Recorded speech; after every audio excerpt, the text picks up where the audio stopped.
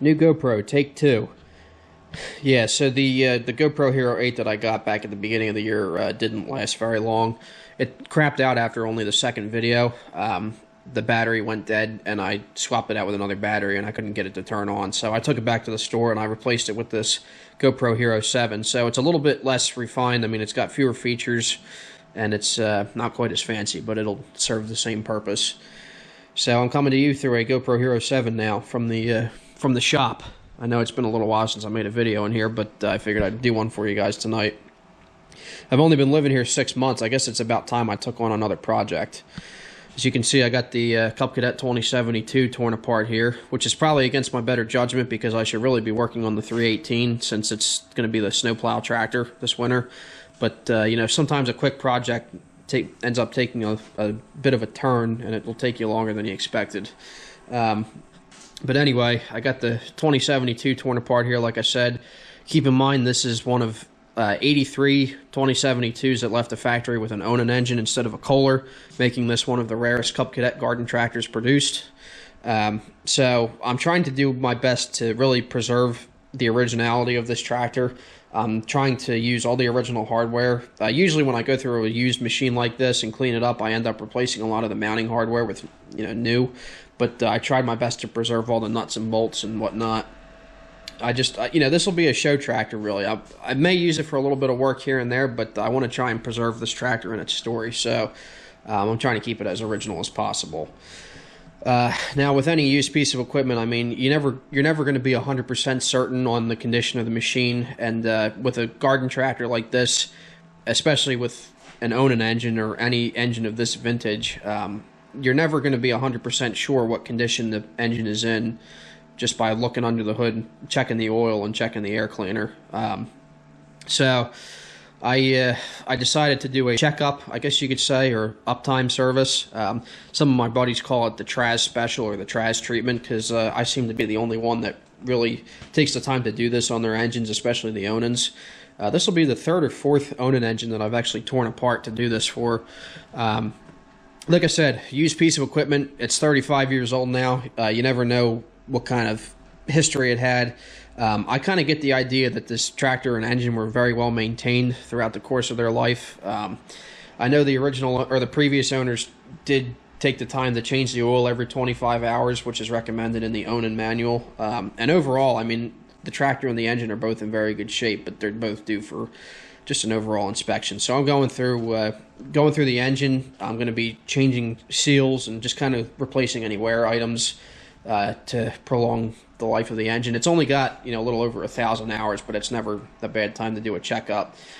These old Onan engines were built to be, you know, 4,000 hour units, and there are many engines that are out there on generators and welders and power units that are still running with that many hours and more. It's unfortunate that a lot of the ones that ended up in tractor applications did not last as long, but that's mostly because people just didn't take the time and effort to really take care of their engine.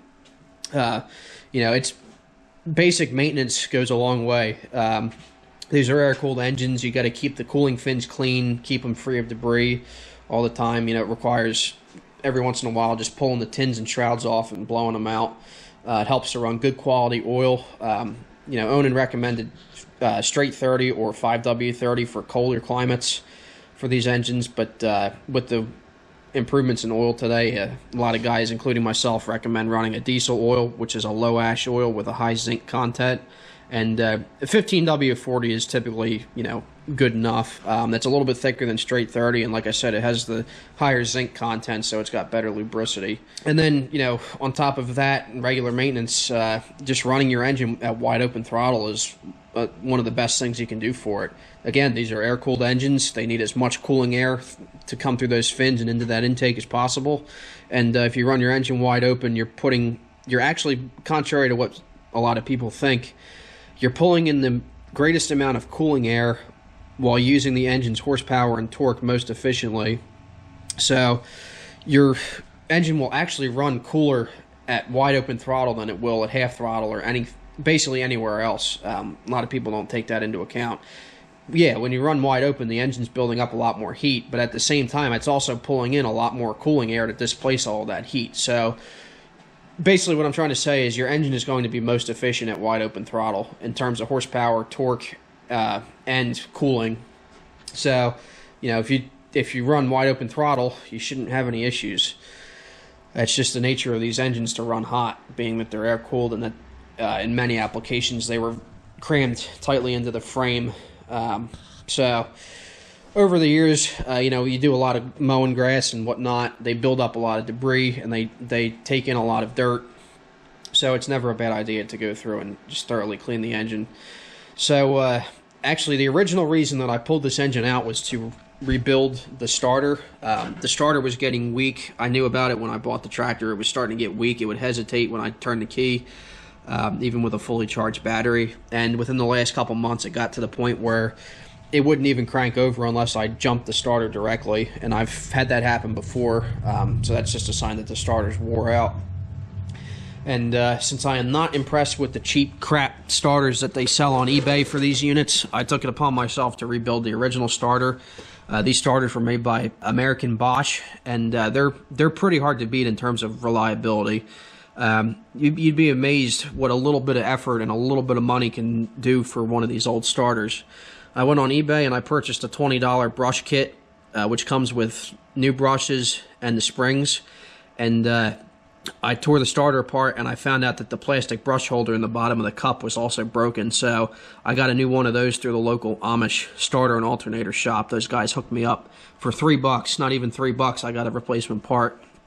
And then I just tore everything apart. I removed all the carbon buildup. I installed the new brush holder and brushes with a special tool that I made a couple years ago for another starter I did. And I also filed the armature contacts, all the copper contacts on that armature to get rid of all the carbon buildup. And I put it all back together, and I greased the Bendix drive, and then I bench tested it, and the starter works great now. So, like I said, a little bit of labor and a couple dollars worth of parts, and that starter's good for another 40 years. So trust me, it's worth the extra time and effort instead of just buying one of those cheap pieces of crap on eBay, because half the time they don't even last. Trust me, I've been there before. It's not worth the effort, or it's not worth the headache, especially since, since fixing the starter on one of these engines involves pulling the engine out of the tractor. So I figured, if I was going to go to the trouble to pull the engine out to change the starter, I might as well go through it anyway. Now, with the Onan engines, there are a couple of wear items that I like to pay attention to, regardless of the hours. First off, the front and rear main crankshaft seals. You definitely want to go through and replace them, even if they're not leaking. This is technically the rear of the engine, but this is what you'd actually see from the front of the tractor because the engines are mounted backwards. So your PTO clutch would mount on this side, and the seal behind the PTO clutch, which is technically the rear main seal, those are known for leaking. And the front main seal, which is inside the timing cover, is also known for leaking. Either way, they're both a pain to get to, so if you're going to go to the trouble to pull one of these engines out, you might as well change those while you have it out, because nobody wants to have to pull the engine out again and take the flywheel off to change another main seal. I've also been there, put an engine back together, put it in the tractor, and it started pissing oil everywhere, so I had to pull it back out and tear it all apart again to change the main seals. So, when it really comes down to it, I'll replace anything that may possibly need replaced or may possibly wear out in the future. So, like I said, the front and rear main crankshaft seals, those are one thing I like to check. Also want to, especially on the later models, like the 300 and 400 series Deers that have the P series engines, you want to check for the flyball spacer. If your engine has a plastic flyball spacer to control the governor movement, you're going to want to change that out with a steel one. Now, this engine, being an older B series, actually has a steel flyball spacer from the factory, so I'm not worried about that in particular. One interesting thing that I noticed, if you look closely, I'm not sure if you can see that on camera, but that governor cup has a date of 05/85, and the casting date on the block has a date of 2/11/85, which tells me that this engine was actually built in 1985, which is interesting because the tractor wasn't built until January of 87, so I'm assuming the engine just sat in the Cub Cadet factory warehouse for a year or year and a half before they finally put it in the tractor. But I thought that was kind of neat. Now, if your engine is a B series made after 85 or a P series, it will have the plastic flyball spacer. That is something you're going to want to change. I've done 2 or 3 of those in the past. And actually the 318 is going to be due for that here soon. That's an 87 model year. That was the first year of the P series. Actually, no, the second year, technically. First year to have the plastic flyball spacer. So that one's due for the flyball spacer change eventually when I get to it. You can see I have the manifolds and valve covers pulled off. It's not a bad time to go through and reseal the intake manifold. The 2 halves of the manifold like to split apart and leak. They develop a vacuum leak, and then the engine will surge. And the only way to fix it is to reseal the intake. So I'm going to split that apart and fix it here pretty soon. The engine ran good. It actually did not surge. It was probably one of the smoothest running Onan engines I've ever had. But while you have, like I said, if you're going to go to the trouble to tear it apart, you might as well fix that while you're at it. I decarbon the heads, as you can see. That is a big and important step that Onan recommends. It's a good rule of thumb to do to decarbon a head every 500 hours or so on any engine, whether it's a single cylinder or a twin. On these Onan engines, it's especially important because, you know, carbon buildup leads to heat buildup, and it all affects the cooling capacity of the engine. So I took some brake cleaner and carb cleaner and some Scotch-Brite pads, and I just scraped away the old gasket material and scraped away all the carbon buildup and got the heads looking pretty good. The heads themselves, I'm actually going to have to take to a machine shop to get milled, because I tried to mill these down myself just using some sandpaper on a piece of glass, but if you stick a straight edge on the mating surface, you can actually tell that it's not completely flat. And unfortunately, that's the case with both of these cylinder heads. So I'm going to take them to the local machine shop and just have them planed, and I'm also going to have them glass bead the carbon buildup out of here, because you know, you obviously want to get rid of that as well. So I'll have those heads done the right way. I forgot to mention that the starters on these B series Onan engines are actually attached to the oil pan with 2 bolts, and it's always a good idea if you're going to take the starter off to just drop the oil pan. That way, while you're at it, you can check the sludge and check for debris inside the oil pan. You can clean it all out, and that way, when you go to put the starter back on, you can actually torque the bolts to the recommended 25 foot-pounds torque spec. A lot of people like to just kind of fiddle the bolts in there, and then they try and tighten them up by hand, and then the bolts work their way loose, or they strip the threads out of the boss inside the casting here. So it's always a good idea to do it the right way. Take the oil pan off when you have the when you want to take the starter off, and torque the bolts to spec.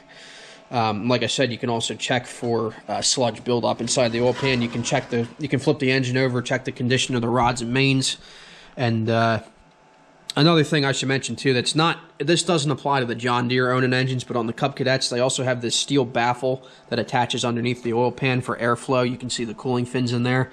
It's a good idea to remove that. There's a couple of sheet metal screws holding that in. It's a good idea to remove that and clean that out, because a lot of debris can get built up in those fins there too. So that's another important thing to check. So up to this point, everything on the engine had looked pretty good. There wasn't anything too concerning, but I did want to investigate one thing. So if you guys remember in the first video I posted with this tractor running, there was a rattling sound coming from the engine compartment. I originally thought it was the counterweight disc that goes on the PTO clutch. I figured this was just loose and rattling. But upon further inspection, I found out that the plug that goes on the end of the camshaft was actually loose, and that was what was making the rattling noise. And that's when things got a little bit concerning. So this is the plug that goes on the end of the cam right there, as you can see. And this basically just presses in there and it holds everything in place. And that's pressed in from the factory, obviously. But when this gets to the point where it starts rattling around, that's a sign that the cam bearings are starting to get worn. Basically what that indicates is that the camshaft is actually walking back and forth, just slightly. And there were some wear marks on the back side of that plug, which tells me the cam was pushing up against it. So there's a good chance the cam bearings in this engine are worn. I honestly don't know what would have caused that. It could just be due to heat stress over time. which wouldn't surprise me because if you look closely, you can see a little bit of discoloration on the intake valve. It's like that on both sides. So that tells me this engine did run a little hot at one point. So I guess it's going to be time to change the cam bearings out. And I actually have not changed cam bearings on one of these Onans before, but I figured now it's a good time anyway. It's got 1,000+ hours on it, so it's not going to hurt anything. So in order to do that, I have to get a valve spring compressor and take the valves out, and then I can, around this side here, all I have to do is pop the snap ring and the thrust washer off the crank, and then I should be able to pull the whole cam right out. Right now the issue is just getting a valve spring compressor. I actually do not have one. I've just borrowed one in the past, but I'd like to buy one for my own use now. So that's what I'm waiting on right now. I'm not sure if you can see here, but maybe you can see that. There is a significant amount of play in the cam. So that tells me the cam bearings are bad, but that's all right. You know, it'll be a learning experience, and this engine will hopefully thank me for it in the long run. Another thing I should mention, another wear item, I guess you could say, is the gasket behind the oil filter adapter plate. These are very prone to leaking on these engines, and when they leak, they drip pretty fast. A lot of people mistake them for an oil filter leak, and they just tighten the oil filter up, but then they go to realize that the gasket behind there is leaking, so that's another important thing to change. And if I remember correctly, this gasket does not actually come in the gasket set. If you order like a gasket kit from OnanParts.com, they do not include that gasket, so you're going to want to order that separately. OnanParts.com sells two different gasket kits for these engines. One is a valve grind and decarbon kit, which comes with the basically head gaskets, intake and exhaust manifold, and then valve cover gaskets. And that's basically just for, as the name implies, just doing a decarbon. So, when you go to clean up your cylinder heads, you also want to clean the carbon off of the intake and exhaust ports. And then there's going to be some gasket material left behind for the where the valve covers go. So it's never a bad idea to clean that up. So the Onan Parts decarbon kit comes with all of that. And then you can also buy I forget what they call it specifically. It's another gasket kit for the larger pieces, like the oil pan, the timing cover, and the oil seals as well. That all comes together in its own kit. Oh, the bearing plate gasket. That's what I was thinking of. So there's two, like I said, there's two gasket kits you can purchase for these engines. It's a good idea to just go through and replace all of them at this time, because at this point in the engine's life, if the gaskets or seals are not leaking, they're going to be leaking pretty soon. That's just the way things go. Here's the rear bearing plate while I'm at it. I'm going to be changing this seal here. This is the what a lot of people call the PTO seal, but it's actually the main crank seal, or the rear main seal, I should say. I have not replaced this one yet. I'm going to pull that out and replace it here pretty soon. Another thing I should mention is that on the back side of this bearing plate is a thrust washer, or a shim as some people call it, and this is what actually sets the end play for your crankshaft. Now, for some reason, I think this may have been a mistake at the factory, but you can see how the shim is worn. So I think somebody didn't clock it right when they installed it originally from the factory, because you can see there's wear on that shim, but there's no wear on the bearing plate itself. So I thought that was kind of odd. I've never seen one like that before. So obviously this shim is no good. But I was able to salvage a good one from one of my parts B-Series engines that I had laying around. And this one looks to be just fine. And it's the same thickness as the one that I took out. I'm not sure if... I think all of the OEM, or the shims that came in these engines from the factory were all the same thickness. Because I know as far as aftermarket goes, there's a few different thicknesses you can get. Depending on how you set I guess how you want to set your crankshaft end play. But nonetheless, this one out of my parts engine will work just fine. These are my two B-Series parts engines here. This one is a B43E out of a 316, and this one is a B48G out of a 420 John Deere. They're actually in pretty good shape. I mean, you can see they're both dirty, obviously, and the blocks would need to be machined if anybody wanted to use them again, but they've got a lot of good parts on them. And these are both also coincidentally 85 model year engines, so they both have the steel flyball spacers. And I swapped the oil pan off of this one for the 318 when I did the starter swap. about a year ago. So this oil pan here is actually the oil pan that came out of the 318. And one of the mounting feet broke, which is typical for those aluminum oil pans, so that oil pan's basically shot. I'm not going to be reusing it anyway. This one has a good oil pan on it still, so I'm going to be saving that for a future oil pan starter swap, should I need to do another one. As you can see, though, everything cleaned up pretty well from this tractor and from this engine. And one thing I forgot to mention in the past was a sign that this tractor was well maintained, is that it still has most of its belly screen, or I guess you could call it a belly screen. I guess it's really just a, a thin, flimsy screen. It's not quite as durable as what John Deere used on their 300 and 400 series, but with the Cub Cadet 82 series, 90% of the time those screens are broken or missing, and this one still had its screen, and it was still in pretty good shape for the most part. So that was another sign that this thing had been well maintained. Overall, looking at the frame of the tractor, everything is very clean. Now, of course, I pressure washed and went over it, so that helps, but there was nothing really alarming as far as leaks go. As you can see, I installed the 3-point hitch. I think the last time you saw it, it was sitting in a milk crate, but I needed to free up some space on the workbench, so I installed that hitch with new mounting hardware. I was kind of annoyed that I had to use all new bolts, because I would have rather have used original bolts, but I just didn't have any of the hardware to go with this kit. But that's really not a big concern. So I got the 3-point hitch installed, and I also installed the correct spring to go between the lower arms. These often go missing on these super 3-point hitches, because for whatever reason, International Harvester, who originally designed this 3-point for the supers, they decided to use a screen door spring instead of a set of sway chains. It just so happens to be the same spring that's used to hold the side panels together, so I just went to Tractor Supply and bought the same size. I think it looks pretty complete with it. Like I said, a lot of times those springs go missing. And I also retorqued the axle mounting bolts. That's something to look out for on these later Cub Cadet Supers, because they like to loosen up over time with the aluminum rears. And these super frames are a little bit longer than like a 782 frame, so there's a lot of stress being put on the back of the frame, and those bolts like to work themselves loose, and sometimes can even result in cracked axle housings, or I've even seen in some cases cracked hydro pumps just because of the way that they're bolted. I mentioned in the first video of this tractor that it has the Extreme Motorworks axle braces or torque arms installed. One thing I forgot to mention was that I removed the brackets that actually secure the braces to the frame, because those went with the Hay-Ban snow blade that this tractor had with it. I sold those with the blade because the guy needed them for his tractor. So the first time you guys saw this tractor, these were missing, and I completely overlooked it. But I have a new set of those on order, so they should be coming in soon from Extreme Motorworks. Because without that bracket to attach the braces to the frame, the braces are literally doing nothing. They're just kind of chilling there.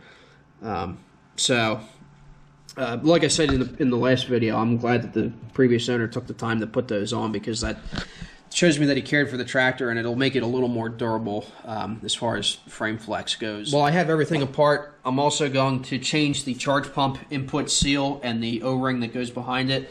That is the seal right here where the input shaft goes into the pump. Those are also prone to leaking on pretty much any tractor with the Sunstrand Hydro unit. I've done them in the 300 series before. I changed the seal in the 782. Again, this is one of those things that even if it's not leaking, it will start leaking at some point. And because it's on the drive line, the only way to get to it is to pull the engine out or pull the transmission out. And trust me, you're going to want to pull the engine or at least slide the engine forward. So I figured while I'm at it, while I have the engine and drive line out, I'm going to change that seal as well. I have a new seal on order. It's just not in yet. I'm thinking about also having the 2 relief or check valves for the pump rebuilt as well, just while I haven't torn this far apart. Because again, if they don't leak now, they will in the future. So it's all things like that that you need to look out for. When I had the 3-point hitch, or when I was putting the 3-point hitch on, I had the rear cover off. I cleaned the sludge out of the case, and I reinstalled it with a new gasket. So with that, of course, I had to add fresh fluid and a new filter, so I did that as well. And just kind of looking over the machine, there's really nothing too alarming. There's really not a whole lot of wear and tear on the chassis, and everything is in good shape, and everything cleaned up very well. I did notice the Frankenstein bolts that attach the front undercarriage, or I guess the mule drive undercarriage, were gone. So I did have to buy a set of these. I had to make sure I got a used set that had the same patina, so they match. So I just put those on the other day. That way, if I do want to mow with this tractor, I have something to mount the undercarriage and mule drive to, because those were gone originally. So I did that. I also have this piece of foam, which I originally had on the 782 when I swapped the engine into that one, but I ended up removing it from that tractor when I did the power steering swap.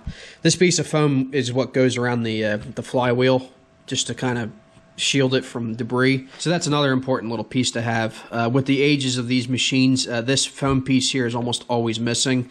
There's supposed to be a bottom piece too, but I've never seen one. I've never seen one of these tractors with the bottom piece in it.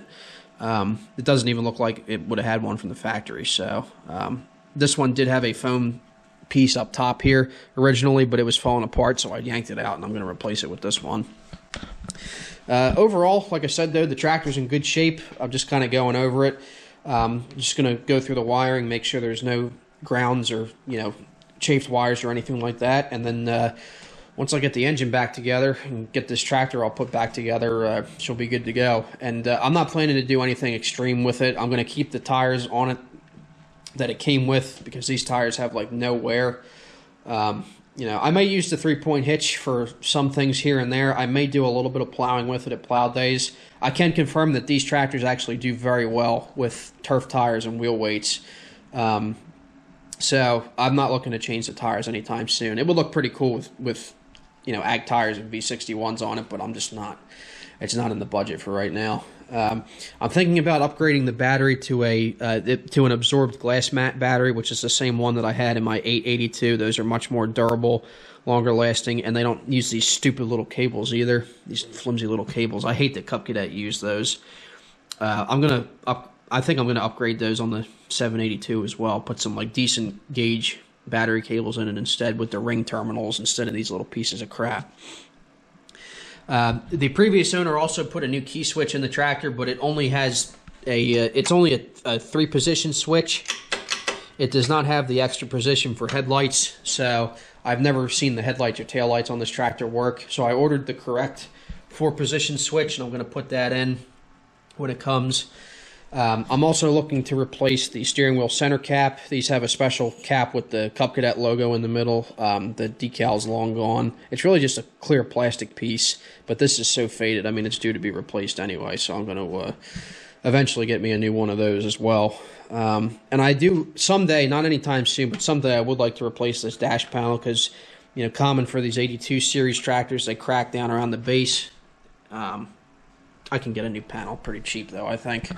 Or get one off a parts tractor. We'll see. So, yeah, that's kind of a rundown of the project at hand right now. Like I said, I wasn't expecting to tear this far into it. But I figure if I'm going to go through the trouble of doing a 35-year checkup, I might as well go through it and just replace anything that could need replaced. And this thing will be good for another 35 years. So I'm doing my best to preserve an original and, pretty rare machine as well. So hopefully we can get it done in time for the indoor expo this coming February. I don't think it'll take that long, but I have most of the parts here. I'm just waiting on a few last things to come in, and then I'll get those cam bearings changed out and get the engine all put back together and resealed, and we'll be good to go. So just figured I'd give you guys a shop update. That's kind of what I'm working on right now. Thanks for watching, and we'll see you guys next time.